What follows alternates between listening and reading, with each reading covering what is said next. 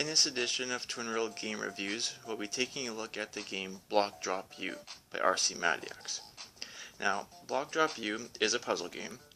As you see here, the point is to save the little red block from falling down to the abyss while clearing out all the gray blocks.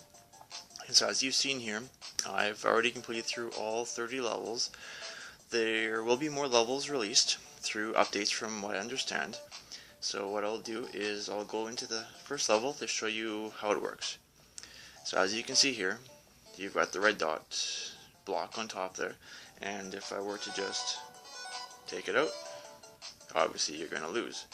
So you need to think of how you want to get the block to rest, which is not as easy as it looks. So I will try this again here. But you want to be quick, and as you can see, I did the level. So some of them are a little more straightforward. A lot of them do require you to think out of the box. Now, the game is pretty challenging. It took me a little bit of time to go through all 30 levels. Definitely excited to see what the new levels are going to be like that are going to be released through the patches. The game being a puzzle game, basically. I like the sound, again, audio is good for this. The art style is pretty nice. There aren't really any issues. I guess the only drawback would be that in some of the levels, if your red block ends up landing diagonally and not flat, the level doesn't complete. So you have to redo the level and make your red block actually land flat on the ground.